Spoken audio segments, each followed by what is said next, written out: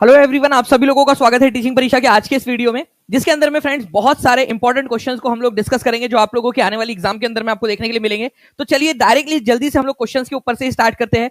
जितने भी बच्चे यहाँ पर में मौजूद है, जितने भी बच्चे जिन्होंने सेशन को लाइक कर दिया, एक बार हाथ ऊपर करके जल्दी से बता देंगे फ्रेंड्स, ठीक है। और जहां भी शेयर कर सकते हो, टेलीग्राम, फेसबुक, व्हाट्सएप, इंस्टाग्राम, जल्दी जल्दी से शेयर कर देंगे आप लोग हर एक जगह पे। तो पहला क्वेश्चन आप लोगों की स्क्रीन के ऊपर में ये रहा। डायरेक्टली एग्जाम के क्वेश्चंस की तरफ में आगे बढ़ते हैं। देखिए, विश्व जनसंख्या दिवस कब मनाया जाता है, ये आप लोगों से पूछा जा रहा है। ये काफी बार एग्जाम के अंदर में पूछा जाता है फ्रेंड्स, एग्जाम के लिए इंपॉर्टेंट क्वेश्चन है, याद रखिएगा आप लोग, ठीक है। तो विश्व जनसंख्या दिवस के बारे में अगर हम लोग बात करेंगे तो विश्व जनसंख्या दिवस मनाया जाता है 11 जुलाई को। देखिए फ्रेंड्स, आप लोगों से ये भी बन सकता है कि आप लोग बताइए कि कब से ये स्टार्ट हुआ था। तो यूनाइटेड नेशंस ने 1989 को इसको घोषित किया था 11 जुलाई को, अर्जेंसी दिखाने के लिए कि भाई देखो जनसंख्या जो है वो बहुत ज्यादा तेजी से बढ़ रही है और इसको कंट्रोल करना बहुत जरूरी हो गया है। तो 11 जुलाई यूनाइटेड नेशंस के द्वारा विश्व जनसंख्या दिवस के रूप में घोषित है, वर्ल्ड पॉपुलेशन डे, ठीक है। एक और एक, ठीक है, 11। चलिए आगे बढ़ते हैं हम लोग फ्रेंड्स। यहां पर मैं हमारे नेक्स्ट क्वेश्चन की तरफ, आपको बताना है long walk to freedom is the autobiography of, किसकी ऑटोबायोग्राफी है? जल्दी से बताएंगे इस पर्टिकुलर क्वेश्चन का आंसर क्या हो जाएगा सभी बच्चे। और जल्दी से टीचिंग परीक्षा चैनल को सब्सक्राइब जरूर कर देंगे, जितने भी बच्चे जिन्होंने चैनल को सब्सक्राइब नहीं किया। अगर आप चाहते हो तो कि ऐसे ही आपको क्वेश्चंस मिलते रहे, आप आगे बढ़ते रहे, बताइए जल्दी से इसका आंसर जी। तो अगर हम बात करेंगे friends long walk to freedom, ये एनसीईआरटी के अंदर में ये दिया हुआ है, लॉन्ग वॉक टू फ्रीडम। इसकी जो है जानकारी आप लोगों को एनसीईआरटी के अंदर में मिल जाएगी। ये पुस्तक लिखी गई है नेल्सन मंडेला के द्वारा, ठीक है। ये याद रखेंगे आप लोग, नाइन्थ क्लास के एनसीईआरटी में दिया हुआ है। नेल्सन मंडेला की ऑटोबायोग्राफी है लॉन्ग वॉक टू फ्रीडम, ठीक है। इसके बारे में पूरा मैंने पढ़ाया भी है आप लोगों को। 1994 के अंदर में लिटिल ब्राउन एंड कंपनी के द्वारा इसको प्रकाशित किया गया था, ये याद रखना है आप लोगों ने। नेल्सन मंडेला की ये ऑटोबायोग्राफी है लॉन्ग वॉक टू फ्रीडम, ठीक है। नेल्सन मंडेला कहाँ के व्यक्ति थे? नेल्सन मंडेला जो है फ्रेंड्स साउथ अफ्रीका के है, ठीक है। ये भी याद रखना है आप लोगों ने, साउथ अफ्रीका के, ठीक है। इंपॉर्टेंट पॉइंट है, एग्जाम के अंदर में आप लोगों से पूछ सकते हैं। नेक्स्ट क्वेश्चन की तरफ में आगे बढ़ते हैं हम लोग। आप लोगों से ये क्वेश्चन पूछा गया है कि आपको बताना है कौन सी रिवर जो है वेस्ट की तरफ में बहती है। आंसर दिख रहा है, कोई बात नहीं, मैं आप लोगों को यहां पर मैं फ्रेंड्स जल्दी से इसका एनिमेशन लगा देता हूं ताकि आप लोग जो है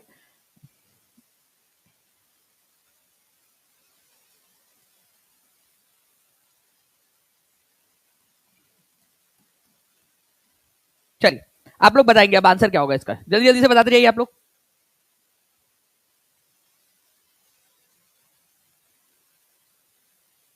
बहुत बढ़िया, आप लोगों के कंटिन्यूअसली आंसर आ रहे हैं फ्रेंड्स, ठीक है। यहां पर मैं बोला कि निम्नलिखित में से कौन सी नदी है जो पश्चिम की ओर बहने वाली नदी है, पश्चिम की तरफ।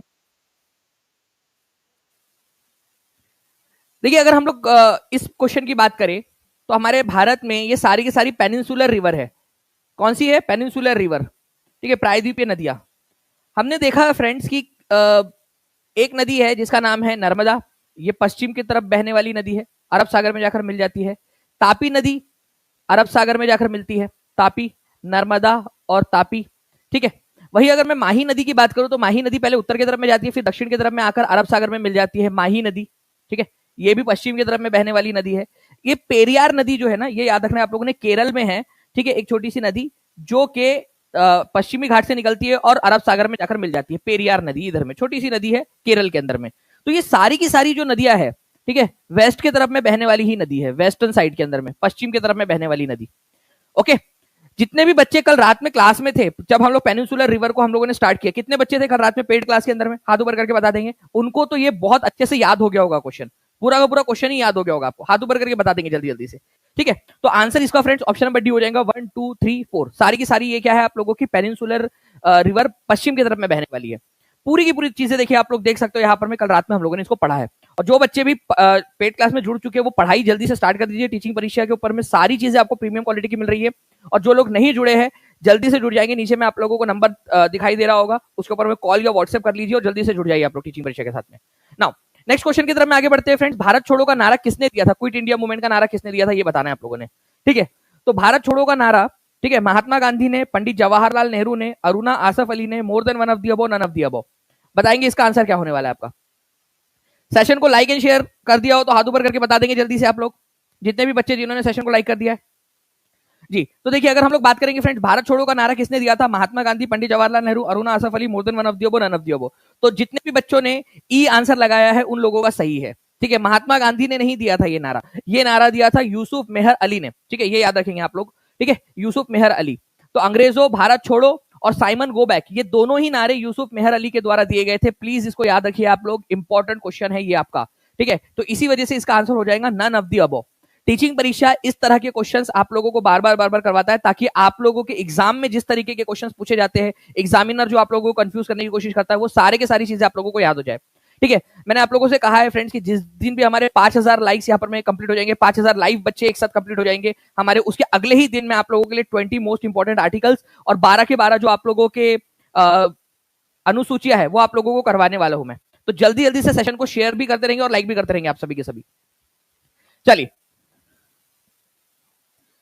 तो इस क्वेश्चन का आंसर जो है friends none of the above हो जाएगा आपका। नेक्स्ट क्वेश्चन की तरफ में हम लोग बढ़ते हैं जल्दी से। ये पूरी की पूरी लिस्ट आप लोगों को दी जा चुकी है, तो प्लीज इसको याद रखिएगा, आप लोग इसको पढ़ते रहिए। ठीक है, बैक टू द वेदास, वेदों की ओर लौटो, स्वामी दयानंद सरस्वती के द्वारा दिया गया था। ठीक है, जय जगत का नारा विनोबा भावे के द्वारा दिया गया था। ठीक है, वंदे मातरम गीत बंकिम चंद्र चटर्जी के द्वारा लिखा गया था आनंद मठ नामक अपनी पुस्तक के अंदर में। ठीक है, चलो नाउ फ्रेंड्स, अब देखिए ये भी एक बड़ा ही इंटरेस्टिंग सा क्वेश्चन है। हमने एक सेशन किया है जिसके अंदर में हमने पढ़ा था इंपॉर्टेंट ऑर्गेनाइजेशंस के बारे में। पूरे दुनिया भर की जितनी भी इंपॉर्टेंट ऑर्गेनाइजेशंस है उनके बारे में हमने देखा है, उनके हेडक्वार्टर्स हमने देखे हैं, साथ ही साथ हमने उनके एक्स्ट्रा जो इन्फॉर्मेशन है उसको भी पढ़ा। तो निम्नलिखित में से कौन सी संयुक्त राष्ट्र की आधिकारिक भाषाओं में से एक है? ठीक है, ये बताना है आप लोगों ने। तो संयुक्त राष्ट्र, ठीक है, यूनाइटेड नेशंस, आपको पता होना चाहिए फ्रेंड्स कि अभी हमारे भारत के अंदर में जो है एक बात चल रही है कि हमारे भारत को संयुक्त राष्ट्र का जो उनकी एक जो परमानेंट जो है सीट दे दी जाए यहाँ पर में सिक्योरिटी काउंसिल के अंदर में, ये भी बात अभी फिलहाल में चल रही है। तो संयुक्त राष्ट्र के अंदर में बहुत सारे दुनिया भर के जो है फ्रेंड्स 192 नेशंस उसके अंदर में अभी मेंबर्स है। ठीक है, और केवल 5 परमानेंट नेशंस है उसके सिक्योरिटी काउंसिल के। ठीक है, चलिए अब मैं आपको यहाँ पर मैं बता देता हूँ कि कौन कौन सी जो है लैंग्वेजेस है यूनाइटेड नेशंस की ऑफिशियल लैंग्वेज, यूनाइटेड नेशंस की, यूनाइटेड नेशंस। अब देखिए फ्रेंड्स, इंग्लिश तो है ही, ठीक है, ऑब्वियसली बात है भाई, अमेरिका की है और अमेरिका और ब्रिटेन इंग्लिश बोलते हैं। ठीक है, इंग्लिश है। फ्रांस जो है इनका है, तो फ्रेंच भाषा भी इनकी ऑफिशियल लैंग्वेज के अंदर में है, फ्रेंच। ठीक है, रशिया इनका परमानेंट मेंबर है, तो रशियन भाषा भी है, रशियन है। ठीक है, रशियन भाषा भी है। चाइना है इनका परमानेंट मेंबर, तो चाइनीज भाषा भी है। ठीक है, चाइनीज, चाइनीज, चाइनीज भाषा को ही फ्रेंड्स एक और नाम से जाना जाता है, मैंडरीन। ये याद रखना है आप लोगों ने, चाइनीज भाषा को ही मैंडरीन के नाम से भी जाना जाता है, मैंडरीन।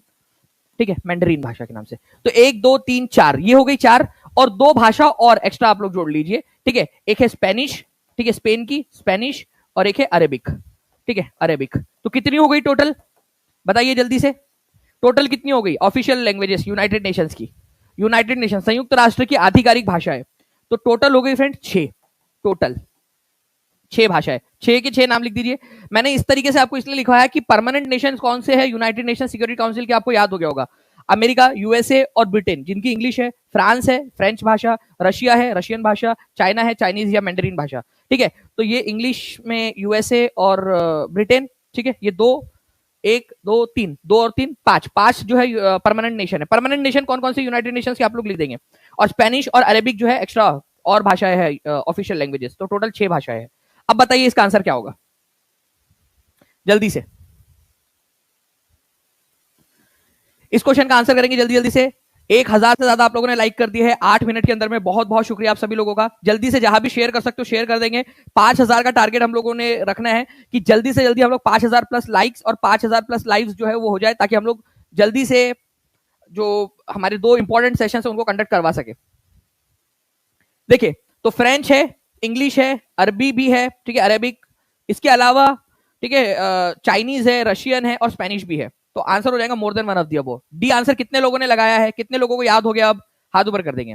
नेक्स्ट क्वेश्चन की तरफ में हम लोग आगे बढ़ते हैं। हमारे नेक्स्ट क्वेश्चन आप लोगों की स्क्रीन के ऊपर में ये रहा। ठीक है, आपको बताना है संविधान की चौथी अनुसूची में, ठीक है, संविधान की चौथी अनुसूची में क्या दिया हुआ है। मैंने आपसे कहा है 12 अनुसूचियां है हमारे भारत के अंदर में, 12 के 12 अनुसूची आपको याद करवा दूंगा। ठीक है, आप लोगों ने क्या करना है, आपने जहां भी शेयर कर सकते हो शेयर कर देंगे, लाइक्स कर देंगे सेशन को, और दबा के हर एक जगह पे, हर एक ग्रुप के अंदर में, टेलीग्राम, फेसबुक, व्हाट्सएप, इंस्टाग्राम, आपके जो है लाइब्रेरी के ग्रुप, हर जगह पे शेयर कर दो इसको।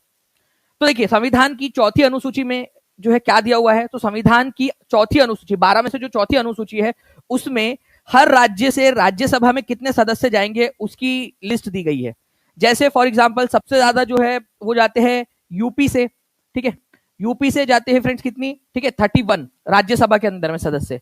बिहार से कितने जाते हैं, ठीक है, बिहार से जाते हैं 16, ठीक है 16। इस तरीके से अलग अलग राज्यों में से कौन से राज्य में से कितनी राज्यसभा के लिए चुनकर जाएंगे, ठीक है, ये पूरी की पूरी लिस्ट आपकी हमारे भारत के संविधान की चौथी अनुसूची के अंदर में दी गई है।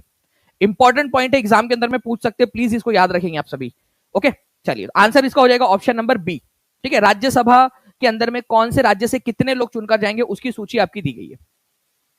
नेक्स्ट जो है फ्रेंड्स आपको बता दूं ये 12 के 12 अनुसूची आपको करवाने वाला हूं, ठीक है, जिस दिन हमारे 5000 प्लस लाइक और लाइक्स एक साथ हो जाएंगे तो आप सभी लोगों की जिम्मेदारी बनती है, पर्सनल रिस्पॉन्सिबिलिटी लीजिए, एक एक सैनिक की तरह यहाँ पर मैं काम करिए अपनी अपनी जिम्मेदारी निभाते हुए। पूरी की पूरी हम लोग यहाँ पर में देखेंगे। जैसे कि पहली अनुसूची जो है फ्रेंड्स इसमें राज्य और यूनियन टेरिटरीज के नाम और उनका एरिया दिया हुआ है। दूसरी अनुसूची के अंदर में दिया है कि कौन से व्यक्ति को कितनी सैलरी मिलेंगी, कितने अलाउंसेस मिलेंगे, भत्ते कितने मिलेंगे, ठीक है, ये सारी चीजें दी गई है। ठीक है, कौन कौन से नाम इसमें लोग आपको मिलेंगे वो भी मैं आपको बताऊंगा दूसरी अनुसूची में। ठीक है, थर्ड अनुसूची के अंदर में जब आप किसी संवैधानिक पद पर जाते हो तो आप शपथ कौन सी लोगे, ठीक है, ओथ एंड अफर्मेशन, ठीक है, शपथ ये दी गई है। चौथी अनुसूची में सीट्स की संख्या दी गई है राज्यसभा में अलग अलग राज्यों की। पांचवी अनुसूची के अंदर में शेड्यूल्ड एरियाज और छठवीं अनुसूची में स्पेशली 4 राज्यों के लिए असम, मेघालय, त्रिपुरा, मिजोरम, इनके जो शेड्यूल्ड एरियाज है उनके बारे में जानकारी दी गई है। तो पांचवा और छठवां शेड्यूल्ड एरिया से रिलेटेड है, पांचवा नॉर्मल और छठवें नंबर का स्पेशल, ये 4 राज्यों के लिए। ठीक है, इस तरीके से ये आप लोगों की पूरी जो सारे 12 के 12 आप लोगों की अनुसूची है वो आपको याद करवा दूंगा मैं। नेक्स्ट क्वेश्चन, ठीक है, आपको बता रहे हैं निम्नलिखित में से कौन 1953 में राज्य पुनर्गठन आयोग के सदस्य थे। ठीक है, देखिए फ्रेंड्स राज्य पुनर्गठन आयोग ये बहुत ही इंपॉर्टेंट क्वेश्चन है, बार बार पूछा जाने वाला क्वेश्चन एग्जाम के अंदर में। इसकी स्थापना कौन से साल में हुई थी ये आप बताएंगे, और जो बच्चा इसने रिपोर्ट कौन से साल में सौंपी थी ये अगर बता देगा तो ही अपना आंसर जो है गिनना। ठीक है, अपनी रिपोर्ट बताइए जल्दी से, राज्य पुनर्गठन आयोग ने अपनी रिपोर्ट कौन से साल सौंपी थी। एक तो ये क्वेश्चन आपका बन गया, दूसरा कौन से साल इसका गठन किया गया था ये आप बताएंगे, और राज्य पुनर्गठन आयोग की सिफारिश पर राज्यों का पुनर्गठन कौन से साल में हुआ था ये भी बताना है आप लोगों ने।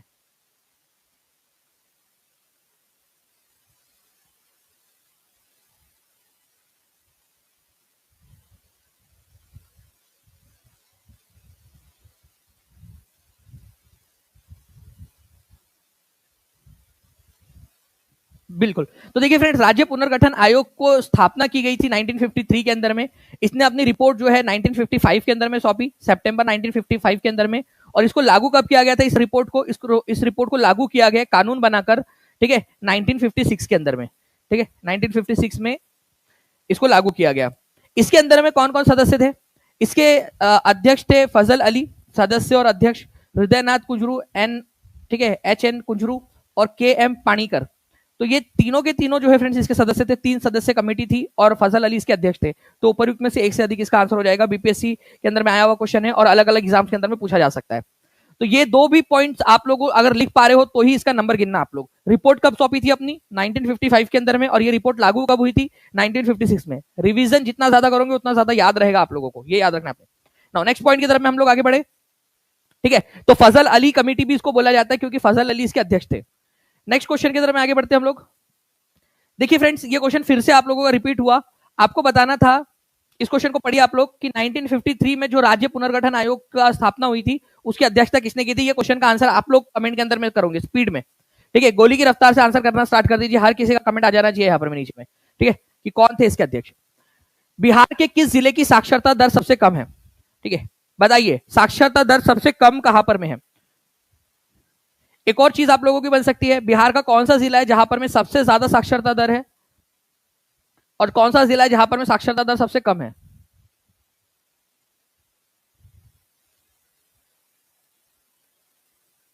चलिए बहुत बढ़िया, आप लोगों के देखिए फ्रेंड्स आंसर्स स्पीड में आप लोग करने की कोशिश कर रहे हो। अररिया, पूर्णिया, ठीक है, नवादा, अलग अलग आंसर्स आप लोग कर रहे हो।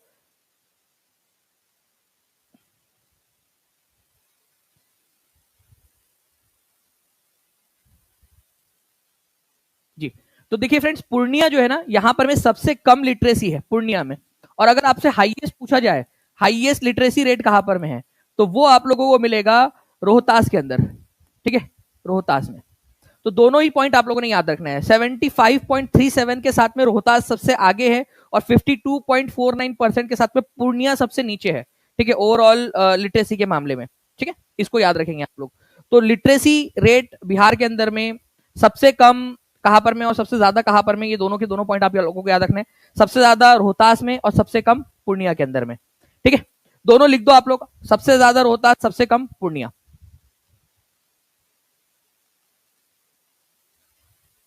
जी, आगे बढ़ते हैं हम लोग friends. All India Muslim league ने किस वर्ष अलग पाकिस्तान की मांग का प्रस्ताव रखा था, ये आप लोग बताएंगे कमेंट करके। आप लोगों के लिए नेक्स्ट जो है फ्रेंड्स एक इंपॉर्टेंट सरप्राइज आप लोगों के लिए आ रहा है, तो उसके लिए भी आप लोग तैयार रहिए।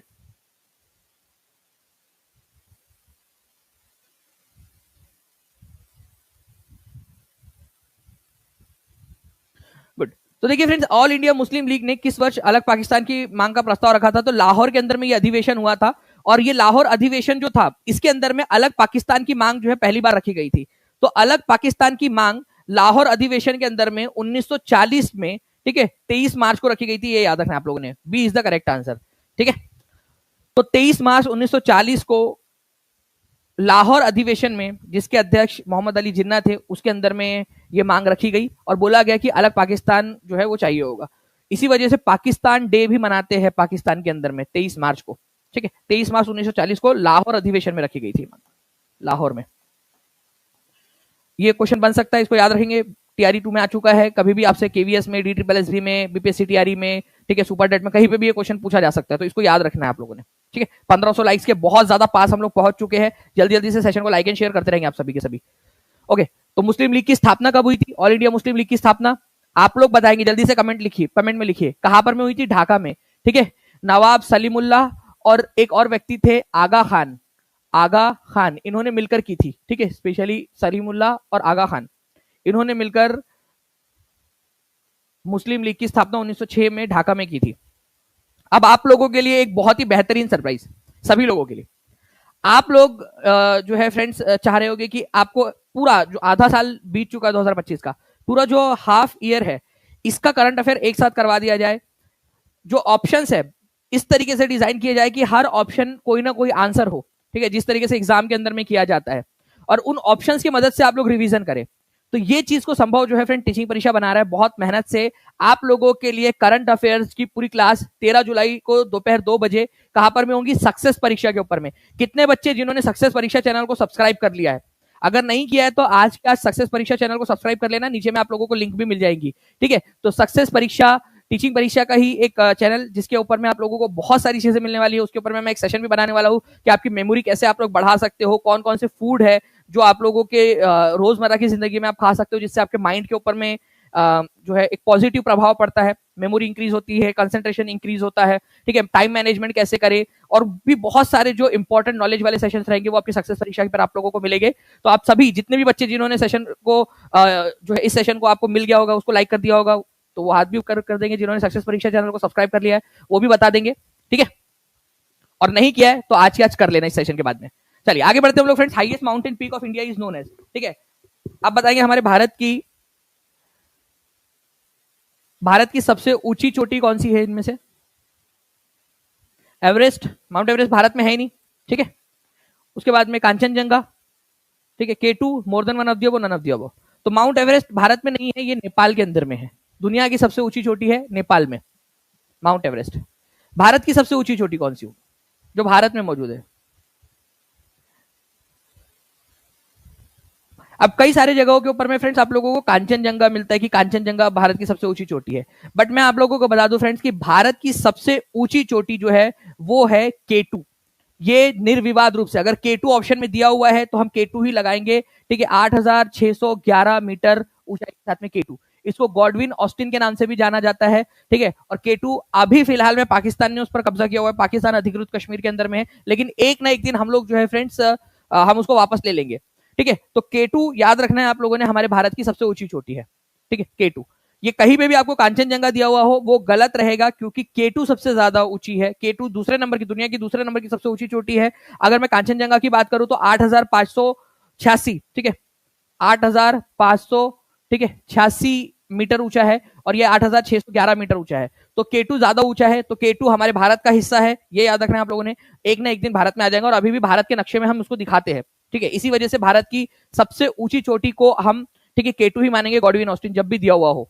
ओके, एनसीईआरटी के अंदर में भी K2 माना है कई सारी जगहों के ऊपर में, क्योंकि अभी फिलहाल पाकिस्तान ने उस पर कब्जा किया हुआ है, तो हम पाकिस्तान को थोड़ी दे देंगे, ठीक है। आपका बच्चा है, ठीक है, पड़ोसी उसको उठाकर लेकर गया खेलने के लिए अपने साथ में, तो क्या पड़ोसी का बच्चा हो जाएगा क्या वो? नहीं ना, बच्चा आप ही का है भाई, आ जाएगा आज नहीं तो कल, आज नहीं तो कल क्यों, शाम में ही वापस आ जाएगा, ठीक है, कल भी क्यों आएगा। ओके, तो आपका बच्चा है, पड़ोसी लेकर गया तो पड़ोसी का नहीं हो जाएगा वो, आप ही का रहेगा वो, वापस ला लेंगे अपन। K2, ठीक है, K2 गॉडविन ऑस्टिन के नाम से इसको जाना जाता है, ये याद रखना है आप लोगों ने, गॉडविन ऑस्टिन, ऑस्टिन के नाम से भी इसको जाना जाता है, गॉडविन ऑस्टिन के नाम से K2।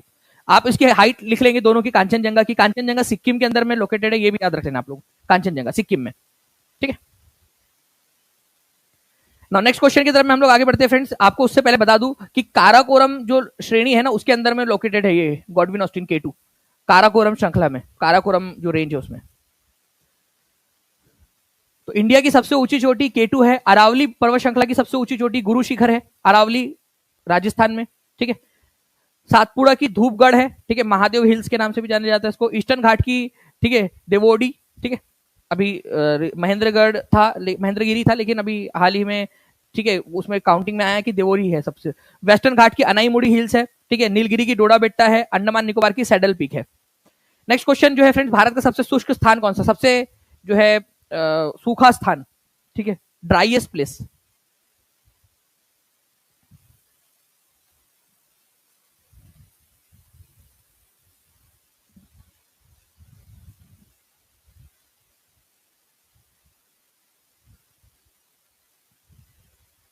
तो हमारे भारत का सबसे सूखा स्थान अगर आप लोगों से पूछ लिया जाए फ्रेंड्स, तो जैसलमेर जो है, यहां पर में सबसे ज्यादा गर्मी पड़ती है और सबसे कम बारिश होती है। तो सबसे शुष्क स्थान, सबसे सूखा स्थान जो है जैसलमेर को माना जाता है, ये याद रखना है आप लोगों ने, ठीक है।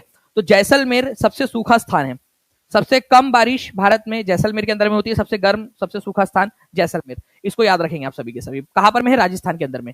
सुनहरा रेशा के नाम से किसको जाना जाता है, ये आप लोग बताएंगे। सुनहरा रेशा,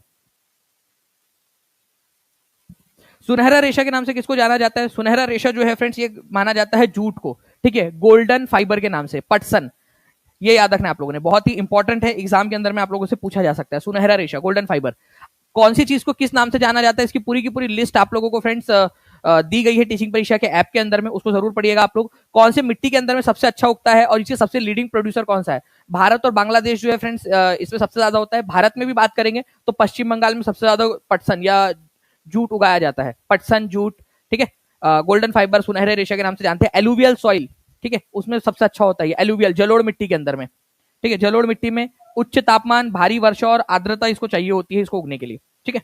ये बेसिक मुख्य कारण है जिसकी वजह से जनसंख्या में परिवर्तन आ सकता है, ठीक है, जनसंख्या में परिवर्तन। तो ये याद रखना है आप लोगों ने, पॉपुलेशन चेंज आपका हो सकता है बर्थ, डेथ और माइग्रेशन के अंदर में। ये एनसीईआरटी में दिया हुआ है आप लोगों का। माइग्रेशन एक कारण है, ठीक है, प्रवासन मतलब एक जगह से दूसरी जगह लोग चले गए, ठीक, काम की तलाश में हो सकता है, या फिर कोई आपदा आई थी वहां पर में, इस वजह से वो लोग माइग्रेट कर गए। जन्म मृत्यु, ये भी एक कारण है, ज्यादा बच्चे पैदा हो रहे हैं या ज्यादा लोग मर गए, तो ये पॉपुलेशन चेंज के अंदर में कारक होता है।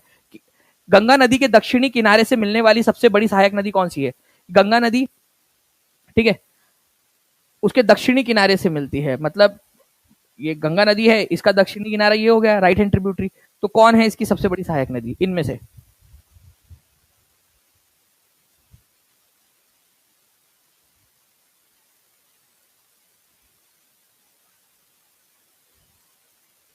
बताइए, गंगा नदी के दक्षिणी किनारे से मिलने वाली सबसे बड़ी सहायक नदी कौन सी है इनमें से।